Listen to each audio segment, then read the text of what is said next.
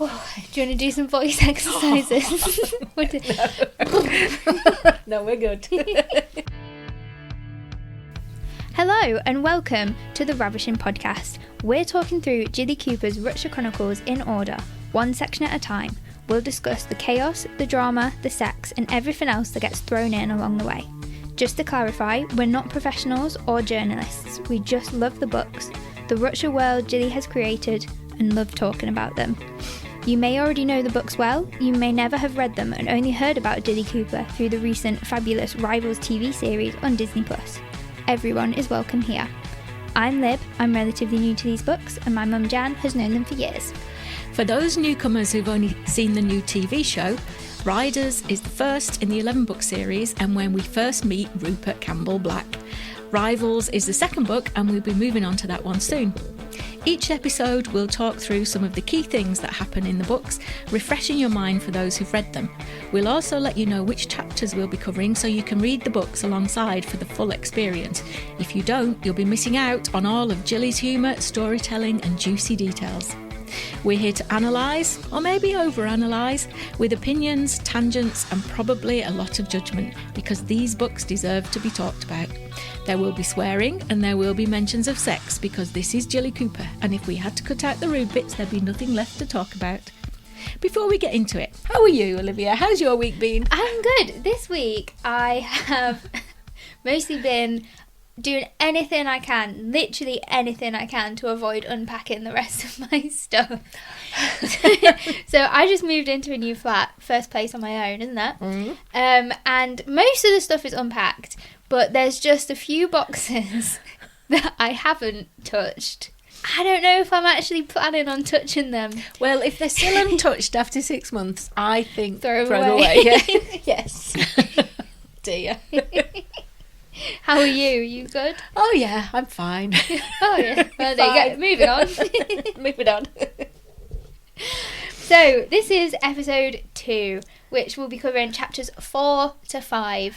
Last episode, we met Jake, and we cannot pronounce his surname. And all sorts... I can. Lovell. No. I can. And all sorts of horse-related drama ensued. The horse show, if you remember, collapsed into absolute chaos, and everybody went home emotionally ruined in their own special way. Episode 1 set the tone, and now it's time for things to get personal. Those emotions that were bubbling under the surface are going to come exploding out. This is the episode where feelings turn into decisions, and decisions turn into life-changing consequences. We like ready? that. We like that. Yep. We open with Tory. She's at home, and it's immediately clear she's not having a good time. She's heard Colonel Carter sneaking out at dawn. What was he still doing there at that time? Late and movie. Now he's back again, and she's been drafted into cooking lunch for him and her mother, a task she is, predictably, judged relentlessly for. Everything about this household feels oppressive, and nothing Tory does is good enough. Nothing she is feels like it fits. What do we think about that? You just feel so bad for her, don't you? Poor Tory. Yeah. Well, she doesn't fit the idea of... No, she's not what her mum wants her to be. No. She drags around all these debutante parties full of all these skinny... And nobody wants to talk to her. Long, wavy-haired people. Yeah, and all these hoorays. And nobody wants to talk to her. She feels out of place. It's just not the world for her. So you can just... it just feels so bad for her. They do mention later on as well that she gets invited to a lot of parties because nobody sees her as a threat. Oh. Yeah. She's just there because the girls are like, well, I need to make up numbers and I know this one's not going to steal the man I've got my eye on. She's just not where she's supposed to be, is she? And she's not happy. No. And also, her mum's making her cook lunch and making her do finishing school. Yeah. It was a thing. Because she'll have to cook for a man one day. What do we think about that? Mother, who does not cook dinner. I don't like to cook. Well, it's very of its time, isn't it? It's the 70s. It's that class as well, where you find yourself a rich man, you don't have to work, and you've got to train to be a housewife one day. Or train to be a lady who lunches. Yeah, you don't need to cook dinner. No, maybe not. So this is how she's being raised, and Molly is just awful. Do we think that there's any potentially redeeming aspects of Molly's character? No. Okay. Go on. No. Do you? No, I don't. But is she a product of her time? And is that in some sort of way forgivable?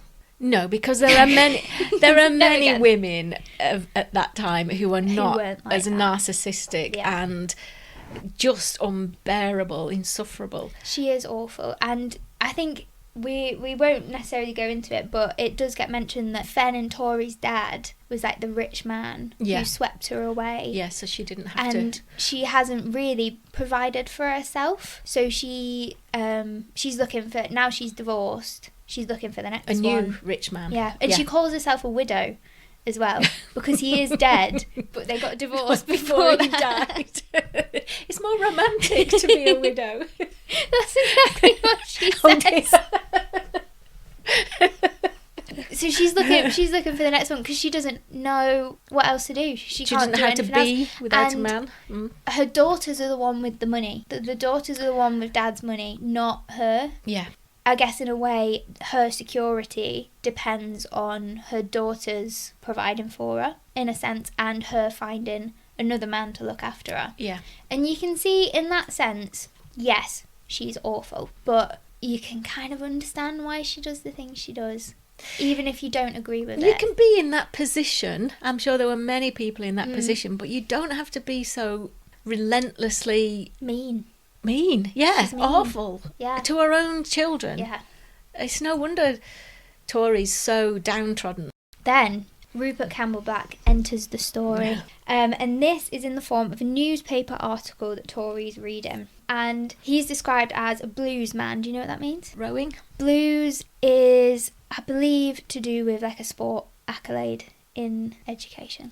They had it in uni, and I don't know whether they have it in like the posh private schools. Oh, right. As well, or if it is a uni thing here. But they had it in uni, like if you got your blues, that was like the uni recognising you for being achieving in sport in some kind of way. So he's a sportsman, and he's now a rising show jumping star. He's infamous amongst the Deb parties. He's in that kind of, he's the same age as them, so he's going to be going to the same parties as Tory. That's how she knows him, and he just causes chaos wherever he goes. Of course he does. So Rupert, so far, he's being set up as a legend, the man, the myth, the legend. Do you feel excited to meet him at this point? I'm interested to meet him. He's intriguing already. He's intriguing. You've heard things about him. Yeah.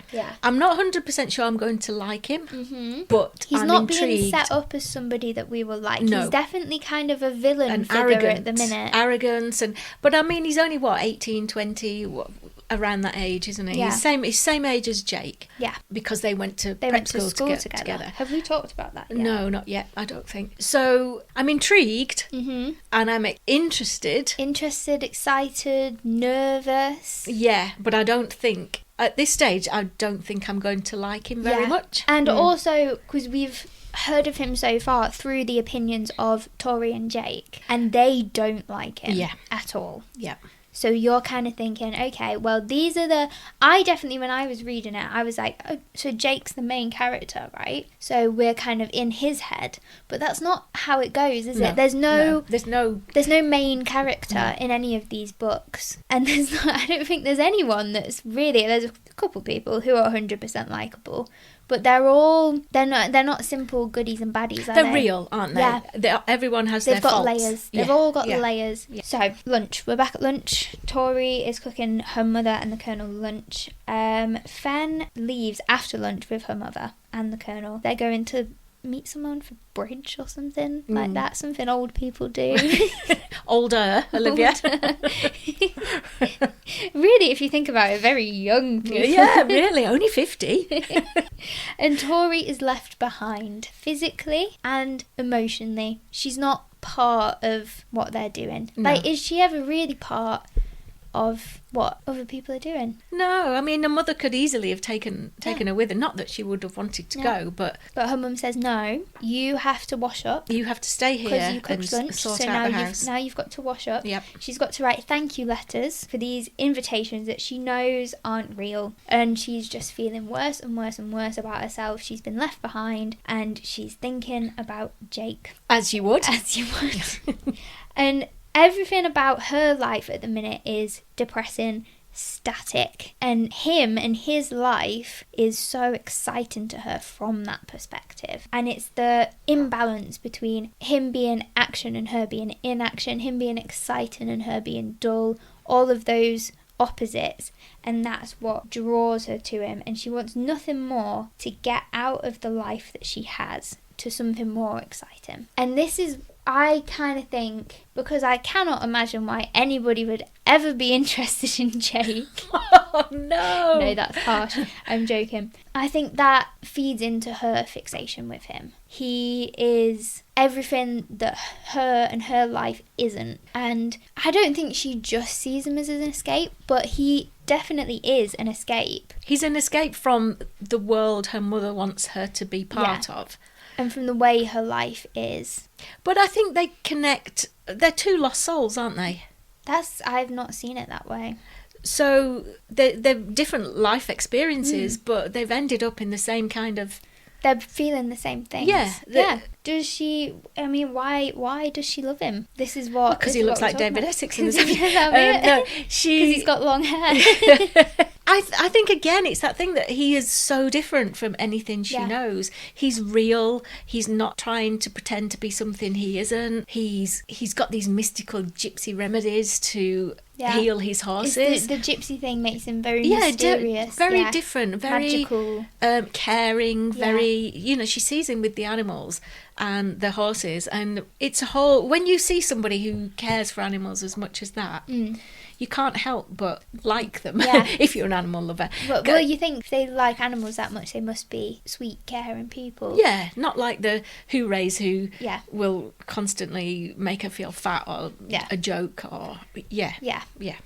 He's different. He's not like other girls. No. So Tori's home alone and she's spiralling out of control. She's thinking about Jake obsessively. She's so unhappy. And her mum calls and says, we're going to be out late. We're not coming home until late. So you're going to be on your own longer than you thought. And Tori thinks, this is the chance. She's spiralling out of control. She's feeling reckless. So she decides to do something impulsive. And she's going to go and visit Jake. Ooh. Because maybe she thinks that Fen left her whip at the stables. Yes. Yeah, of course she would have. So she's going to have to go get it. And then we get the outfit spiral. She's trying on everything. She can't wear this because it makes her look fat. And she can't wear this because it makes her look weird. All of this, she just doesn't know what to do, and she's spiraling. But times 10 for Tori, because she already normally hates we would herself. think exactly, and everything she would try on, she's been comparing it to what her mother would say about it in it. She's hearing her mother's voice in her head going, oh, you can't wear that. Or probably, you can't wear that. Very good. But she's not going to give up. She's not letting it defeat her.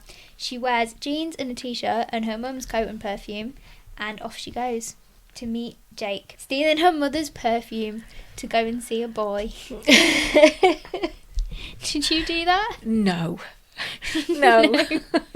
I might have tried on my mum's perfume when I was about 12 or something, but not to... I don't think I ever... Not to go out and meet a boy. You see, like, in TV shows, the little girls wearing their mum's, like, heels and makeup and stuff. I never did that. No. I was never interested in your makeup. Yeah, but that was the thing, you see. Of your generation, you were a lot more independent. Yeah. And a lot more with it and knowing what the fashions are and not. Whereas... And I had my own perfume. Yeah, exactly. So, it's not only of its time, but it's Tori. Yeah. Who hasn't... She doesn't have these things. No. So she's... No. And she thinks her mum attracts men so easily. Men, and she's glamorous, so I'll spray a bit of that on and it might have the same effect. That's the magic potion. Yeah. Mm-hmm. So Jake is at the stables. He's in the tack room and he is reading the same newspaper article about Rupert, and he's thinking, oh, I hate Rupert, he's awful, one day I'll get him. And he's also spiralling about Africa. So Africa, if you remember, fell at the horse show because of Colonel Carter's military demonstration. Hurt her leg. But she's okay. Yeah. She's fine. Her career is not over. But Jake rode her so well that it's very, very likely that she's going to now be sold. And if she gets sold, she's going to another owner who's going to be more on it, and another stable. Yeah. So that means it's the end of Jake looking after her, Jake having access to her. Yeah. That's going to be over. And all his sort of possibilities. Yeah. And she is the horse. She's the one that he can take to these competitions. And without her, he's got nothing because he doesn't have any horses of his own. Yeah.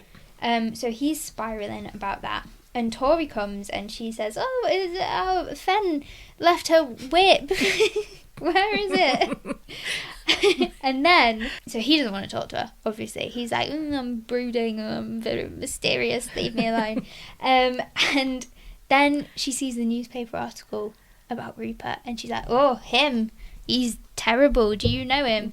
You know, and that's it. That's the spark between the shared bond. The shared bond of a good bitch. just a good bitch, just complaining about people, and that unites them. They have something to talk about. They have common ground. Yeah, a connection. Yeah, and I guess because Jake hates Rupert so much that somebody else who hates him as well, because Rupert is kind of... Everybody loves Rupert. Yeah, people love him. He's like at the top of the social hierarchy. So finding somebody else who doesn't like him... From that world. Yeah. From that same world who doesn't. That unites them in a very kind of special way to them. So let's talk about that. Having a good bitch about people. As you know, I love it. So I think... Do you remember, it was that public speaking course I did or something like that, and we were doing this like personality test, and one of the questions was, it was like, how much do you agree with these statements? And one of the questions was, the enemy of my enemy is my friend. And I was like, yeah, strongly agree. And everybody else was like, really? How, are you joking? And I was like, no, this is... That's how I feel. Yeah, I wouldn't necessarily say strongly agree. I would agree. I suppose it depends who you're talking about. Well, it doesn't mean that I love them 100%. It means I will give them a chance. Yeah, because they obviously have a good... If we hate the same people, we're going to have something in common. Yeah, I can see that. Yeah, and I complaining about people just... What is that saying? Is intelligent people talk about, I don't know, books? Oh, really? Intelligent people talk about something. I can't remember the phrase. Stupid people talk about other people. And I remember hearing that quote and was like, that must be pretty bloody stupid then. I wouldn't. That's why I love reality TV. I love to talk about people. And this is the reality TV of books, TV. Isn't it? Yeah. Well, I suppose it is, isn't it? You've got all kinds going on. And all way kinds of... more drama than Real Housewives has ever achieved. Yeah. but much more likeable than Real Housewives. I just love to talk about people. I mean, complain about people, what you like, what you don't like. Yeah, it's definitely something to latch onto, isn't it? When she's in that situation with Jake and they don't really know each other, he's of his world, she, as far as he's concerned, is of that Rupert world. Yeah. So he's not going to want to have anything to do with her, and then suddenly finds out, okay, maybe she isn't one of those... Yeah. Hooray, Deb types. He wrote her off. Yeah. And now he's thinking, I've misjudged. Yeah. So they found some common ground. And through this unexpected common ground, Jake thinks, I like her. I can get on board. Maybe he doesn't like her, but he doesn't hate her. No, yeah. Which is a big difference. Yeah, it doesn't. So he decides to ask her for a drink. I don't think not in a date a datey way. Kind of way. It's not, no. Do you want to go for a drink with me sometime? It's like, we're both here, the pub's open. I'm going for a drink, should we go? Yeah. And if he hated her, really... He wouldn't. Why would you? He wouldn't ask. What, you just wanted to go so you can go and have a quiet drink. Yeah. So he asked her to come for a drink with him. And the pub is an old English countryside pub. Well, it's the Cotswolds, isn't it? It's the Cotswolds. There's a group of people and I can picture what they're wearing. They're on a long drive, probably from I don't know, the M4 didn't exist, did it? So they were coming maybe from Wales back to London. Right. And they've stopped off on the journey and they're all having a Pimm's, including the driver. And then they're going to get back into their car and all sit on the front seat with no seatbelts. Smoking inside as well. Yep. Heady days. In the pub. Heady days. You were all pissed.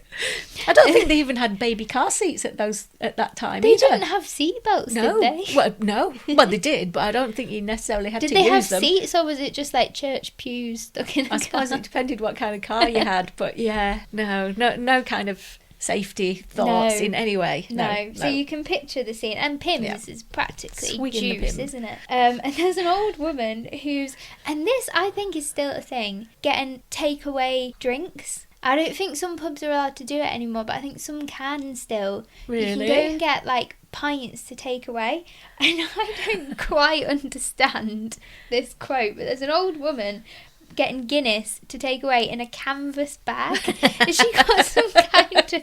Well, then people can't see it. Well, they wouldn't have had plastic bags in those days. Are they filling the bag, or are they filling a jug and putting it in the bag? Has she got like a petrol can? I'd like to think they're putting it in a container. Who knows? Directly in the bag. She's got a straw. She's on her way out. Yep. Oh no. Okay, so all of that's happening. This is 1970. We're in the pub. Yep. And Tori doesn't know what to order because she's never been to a pub before. No, just parties. I don't think she drinks at the parties. Maybe punch. Yeah, I suppose whatever's from the crystal bowl. Sips it probably.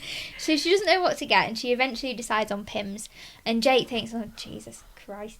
Pimm's is expensive, which means he's going to have a beer instead of a whiskey. So he's thinking about himself, but he's buying the drinks. Yeah, well... She has money and he doesn't, but... He doesn't know at this point that she has... He must know. Lots of her own money. Because he knows money. Fen. Yeah, but I mean, just because you're the daughter of somebody who's wealthy doesn't mean you've got loads of cash. Yeah. And also, it's the 70s, so I think he has to, doesn't he? Yeah, I think it was more of a thing Was then. the woman allowed to go to the bar? I don't know. Was she allowed in on her own? No, I think she'd have been allowed in. But, So he gets the drinks, and already we've got monies kind of beneath the surface, because his first thought when she said I'll have a Pimm's is, Pimm's is too expensive, I'm going to have something cheaper. And she wouldn't have a clue that it was. No. She's probably just thinking, they're drinking Pimm's, I'll have Pimm's. She doesn't know what to do. Yeah. What was your first drink of choice?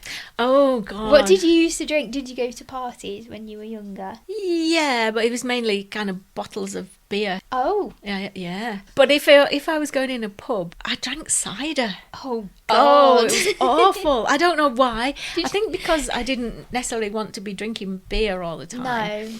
And I wasn't into wine at that point. Mm-hmm. Shock horror. She is now. Spoiler. Can't stop her. But then I think it was cider. Yeah. Ooh, I can't drink cider now. Apple cider. Oh no, they didn't have anything like that. Fruity ones. No, they didn't have fruity ciders then. You know what? Apple cider is not as bad as like dark fruits. I don't like the really sweet ones. I don't like any of it. I think I probably had the really sweet ones, but no, I you know when you have something too much and you don't even like it in the first place, I can't drink it. You're just getting it because you don't even know what to get. Yeah. Yeah. I used to drink Desperado. It's Desperado. Tequila beer. Oh dear. Yeah, and I don't honestly think it's got any tequila in it, to be it might do. We shall Google it later. I'm going to get in trouble. So, as we all know, when the drinks start flowing, that's when the drama happens. Uh-oh. And that's all about to come. But first, we need to take a break. And before we do that... Uh-oh. Where's the jingle? Do the jingle. I haven't got a jingle. We've got to find a jingle. It's the Ravishing Quote Quiz. So, whose inner thoughts are being revealed here? That was the tiresome thing about Mem. They always wanted bed all the time, and she so much preferred the flirting and the whining and dining. Okay. What are you thinking? I'm thinking it's not Fen, because she's only 9. Yeah, she's got no clue. And it doesn't sound like it would be Tory. I don't know, maybe Mrs. Wilton. Mrs. Wilton? I'm trying to think which women we've met so far. Oh, there's Molly. I try not to think about her. No.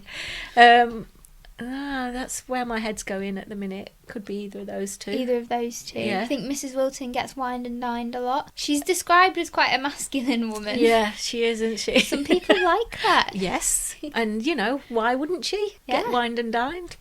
There's all sorts out Yeah. there. There we go. We'll reveal the answer. Oh, so there's only the one? There's only one this time. Only one. Okay. All right then. Sorry. We'll reveal the answer after the break. Do you need the toilet? No, I'm fine. Had a little break. We're back. Thank you for sticking with us. We're back, everybody. Time for the answer for the Ravishing Quote Quiz. So the quote was... The answer or the guess? Both. The guess and then the you answer. You can guess again. Okay. If you haven't locked in your official guess. Oh, I haven't guess. locked in. No. Okay. No. So, right, Ravishing Quote Quiz. Here was the quote. That was the tiresome thing about men. They always wanted bed all the time, and she so much preferred the flirting and the whining and dining. Who do you think that is? Well, it could be Mrs. Wilton. It could be. She is a woman.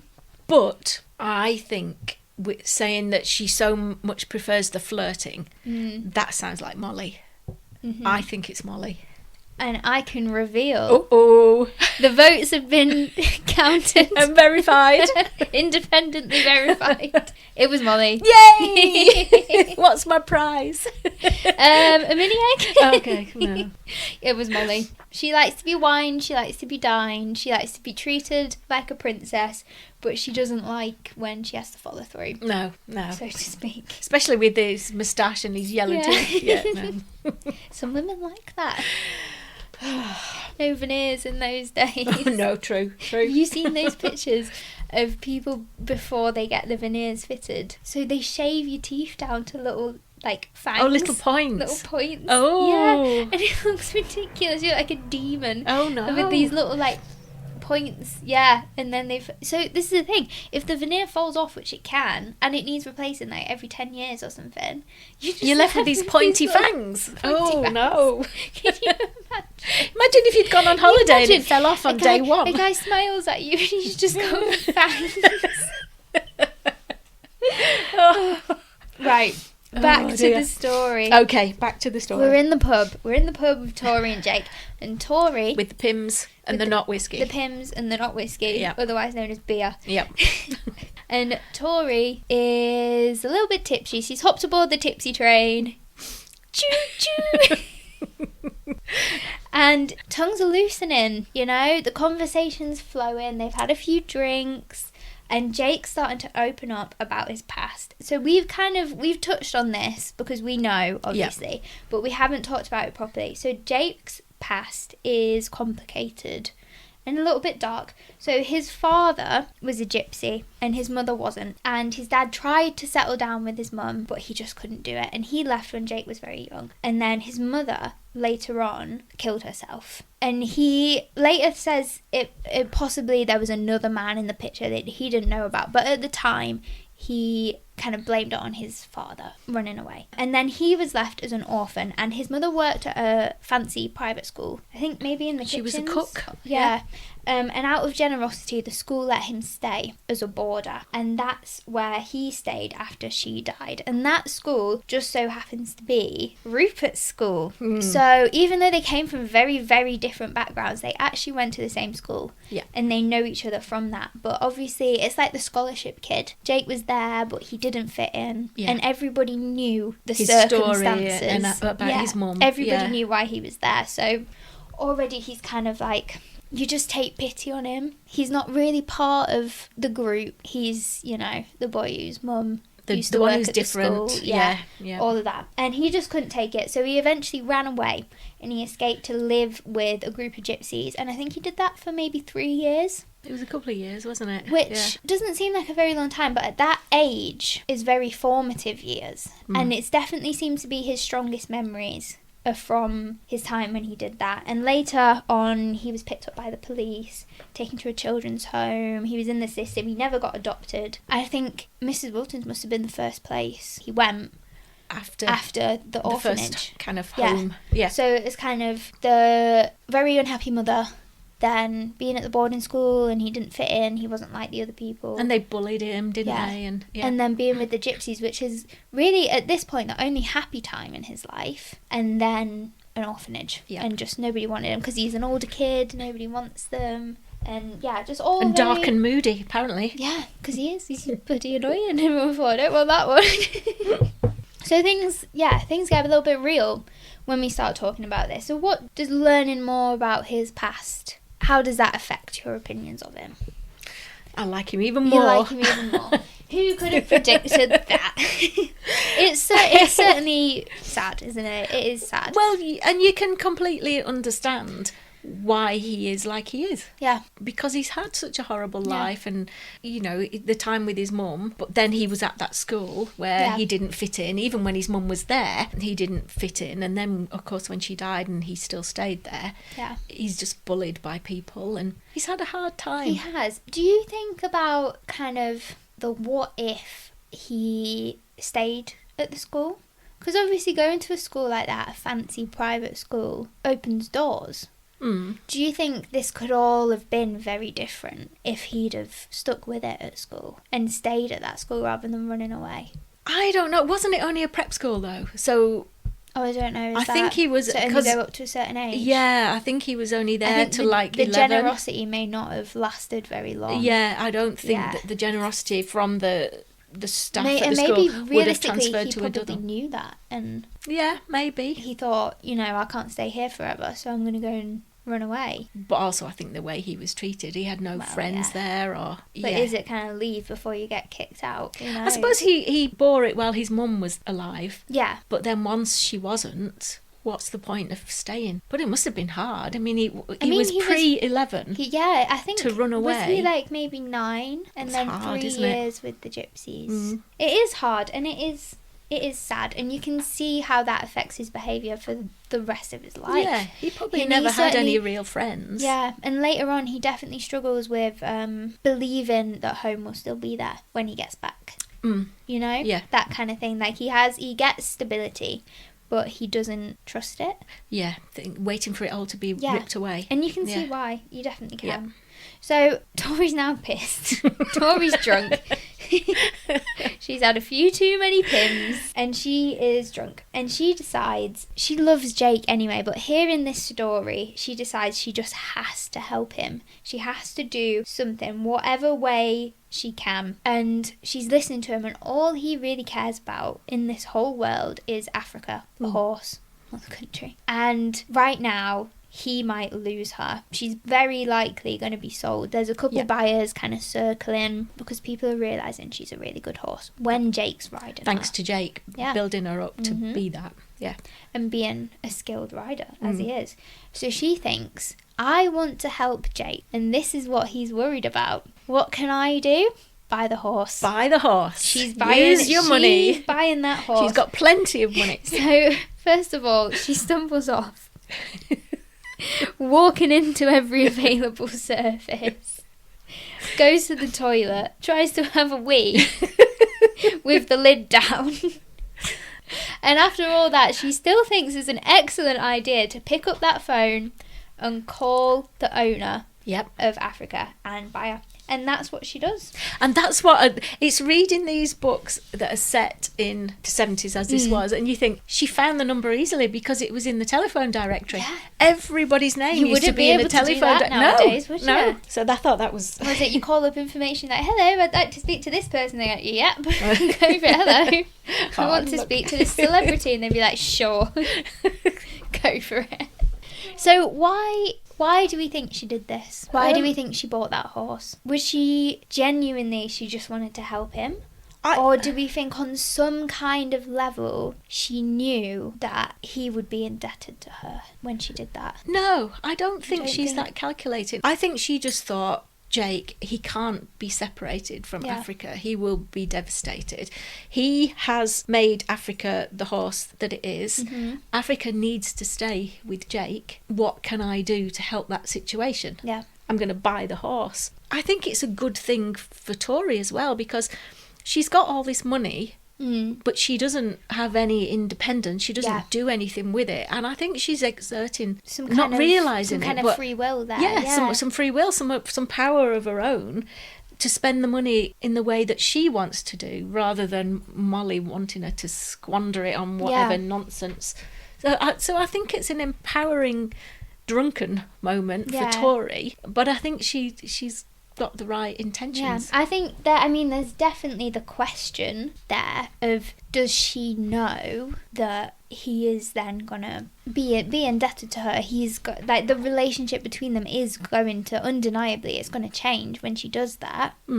But I don't think that she saw it. I think she's all kind of quite surface level and very romantic as well. She's young, she just wants to help him out, and she thinks he doesn't have any money, I do. Money's the problem. There you go. I don't think that she didn't do it in a calculated kind of way. No, I don't think so. No. She's too drunk anyway. She didn't even know why she did it. So she's bought the horse. It's all been successfully orchestrated, and now they have to be apart for a few days. So this has all happened, and this is very dramatic, and now she's got some parties that she has to go to, some dead parties, before she can see Jake again.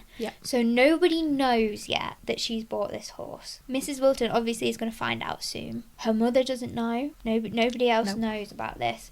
And the other people who are trying to buy the horse, they don't know either. And this is when we get a glimpse of Rupert. When we go along to some of these parties with Tory, and he is just exactly as promised. When you walk into a room and he's there, you know you're in the right place. That's the kind of person that he is. And you can see, like, hoorays is how you described it, isn't it? The hoorays, the rich kids partying around, and he is no care in the world. The ultimate. Yeah, he's the pinnacle of that kind of group. And there's some fantastic antics that go on. One thing that he promises and will always deliver on is drama. He always brings the drama, and he always has his best friend Billy. Oh yes, Billy's always there next to him. What do we think about this little glimpse you get of him at this? He's partying away, he's surrounded by girls, he's just being fun. One thing Jilly uses to describe what situations that Rupert's in, and he always causes a rumpus. I love that word, a rumpus. And and I think, he's young, isn't he? So he is. He's about 20 he's an immature right now, rich boy. Yeah.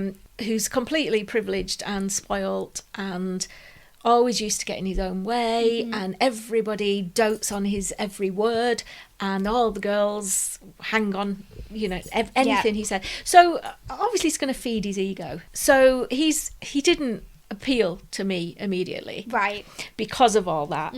But the redeeming feature is Billy. Yeah, Billy is so lovely, so kind. And he's been with Rupert since day one. Yeah. And anybody who's so lovely and so kind like that Rupert sticks with, he cares for, it makes me think Rupert can't be all that bad. And we will get more into Billy's character when we meet him properly. Right now, all we've really seen is, so Tory is not welcome in this Deb world, and she doesn't enjoy these parties. She's a complete wallflower, and Rupert's there, and he's the life and soul of the party, and the person who's always by his side is Billy, and Billy is the only person who makes an effort to speak to Tory. Yeah. And I think that's the first kind of thing that you really see of him, and it doesn't really ever leave your mind that he did that. So she's there, no one's talking to her at this party, and they're all weeping it up. And Billy sees her and he asks her to dance. Yeah. And they have just one dance, not much. But for someone like Tory, that means a lot. Yeah. It means an awful lot. And he did not have to do that. No. So he's a good boy. He's lovely. Yeah, and we'll get to know him more later. So Tori's gone to these parties and she's kind of just biding her time. She knows what she's done. She knows that she's bought this horse and she shouldn't, and that's why she hasn't told anyone. And she's so far successfully managed to keep it from her mum, Molly, but not anymore. Molly's found out, and I think it was Mrs. Wilton? Yeah. Because she was set to make some money from the sale Right. if one of the other buyers had bought her. But I think Tori goes directly to the owner. The Bobby Cottrell, is it? Cottrell, yeah. And I think she maybe doesn't quite pay as much, but also Mrs. Wilton doesn't get her cut. So she's going to tell Molly and thinking, maybe we can turn this around. Maybe Tori can be influenced. And Molly is just vile to Tori. She is just really, she goes off on one. The Tori's money that she spent on this horse is hers. Yep. It is her money that her dad left her, but Molly thinks that it's hers. And she is just furious that it's been spent. She doesn't know about it. She doesn't like horses. She doesn't like Fen being obsessed with horses. No. And she just doesn't understand. And she is just really horrible. And you get this scene, she's wearing a face mask. And I picture it as being a green face mask. Oh, right, yeah. Yep. And she's, I don't know, maybe her hair's in a wrap and she's wearing some kind of robe. And she's just really letting Tori have it. She gets back from the party. Yeah. And she's yelling at this girl for so long that the face mask starts to go dry and crusty and starts falling off. And it's such like a visceral scene. And Molly is really like cemented as a villain. She's really vicious. She is vicious, and she shouldn't have gone that far. No. But because of that, she's so obsessed with appearances, with control, with money, and that Tori's had the gall to go and spend her own money in this way. Audacity. Yeah, and to waste it on a horse, on some gypsy boy.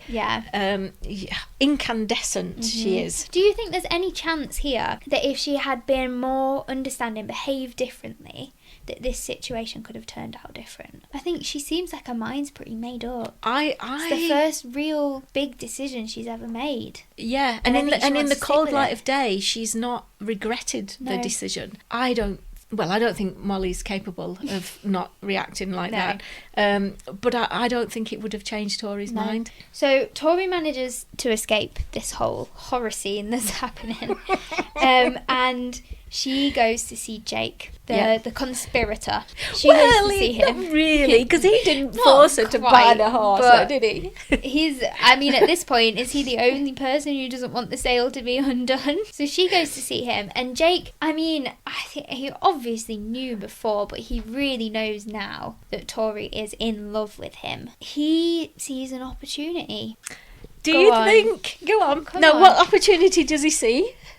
He sees escape. He sees the rich wife that he knows he needs to get out of what he's in. He knows that, yes, theoretically he could be a professional show jumper on his own, but a rich wife will just speed it up by a lot, and he thinks she's already been willing to buy a horse for me. She is in love with me. She wants escape just as much as I do. She's an opportunity. I can see that he thought like that, but I don't think it was that calculating either.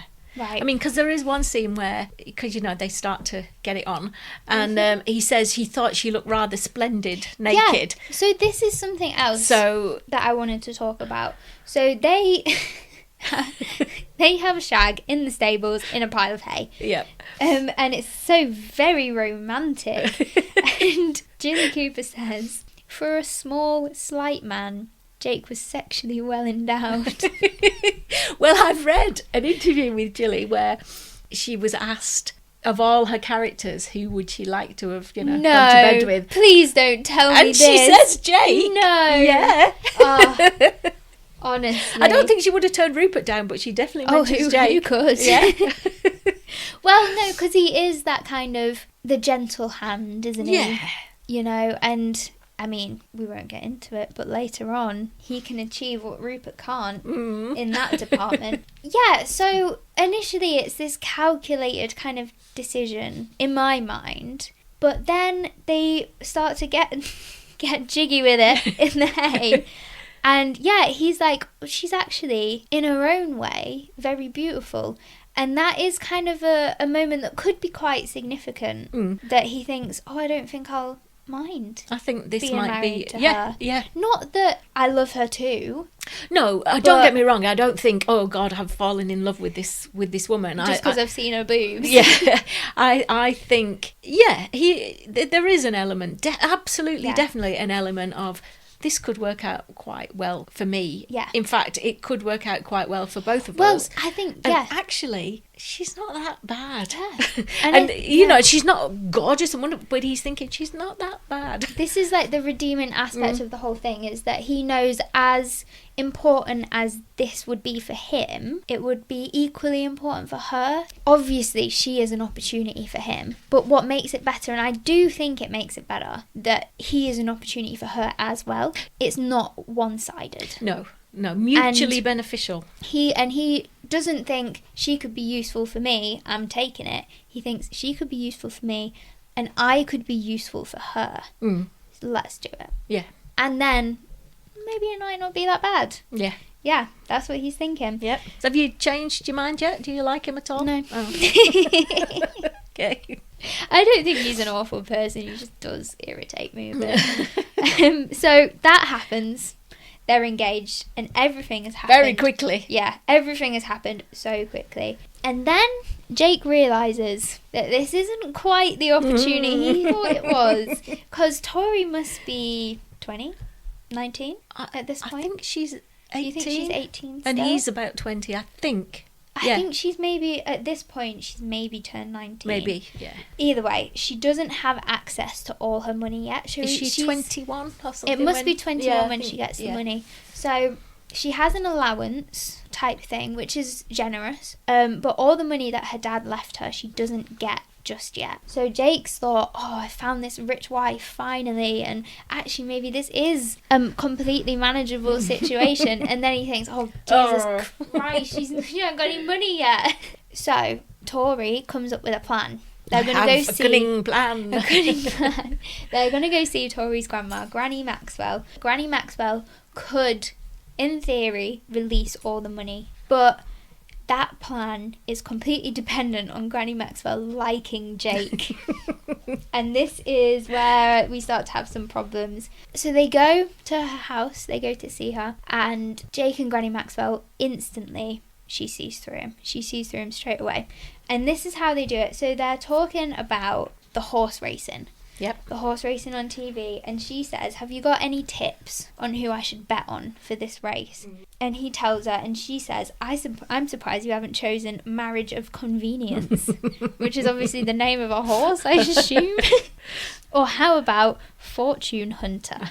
So she knows exactly what's going on here. And Jake says, if I was going to pick an outsider, I'd go for Whirlwind Courtship.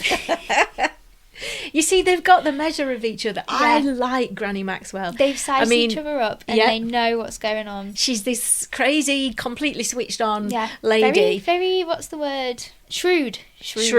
Yeah. Yeah. And she lives in this massive mansion and she's got lots of dogs trailing in her wake, and when they first meet her she's got 3 pairs of spectacles hanging around her neck and she's wearing some she's a real character, crazy mismatched outfit. I mean, you just love her.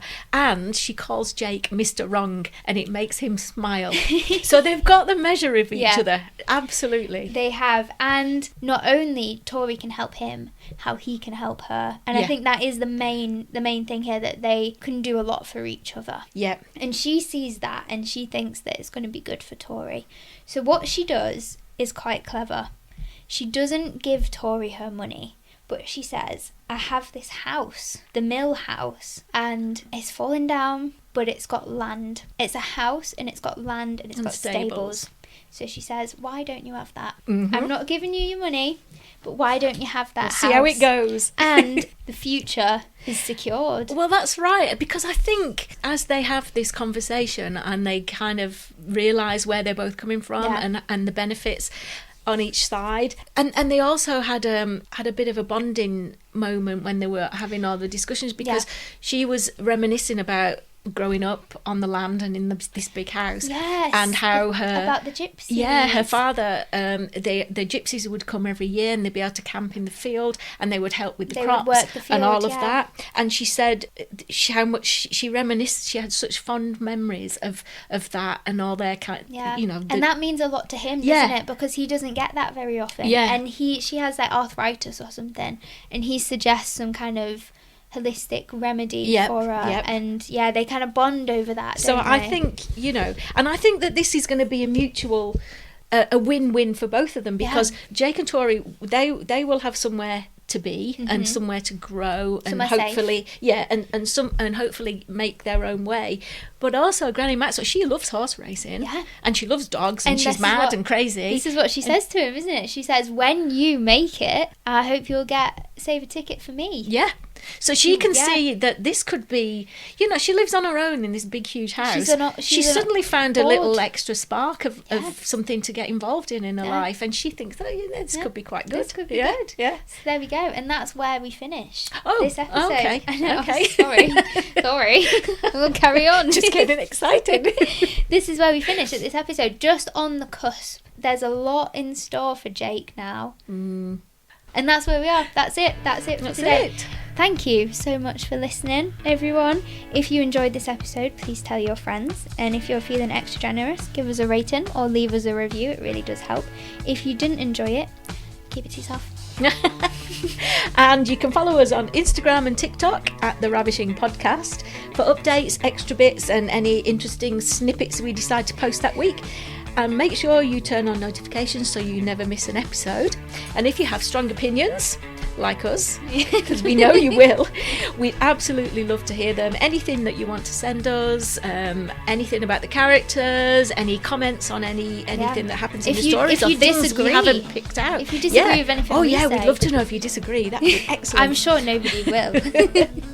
and is it Jake Lavelle or is it Jake Lovell? And how handsome and gorgeous is Jake? The debate stuff. You can message us on socials or email us at theravishingpodcast@gmail.com with all your Rutshire deliciousness.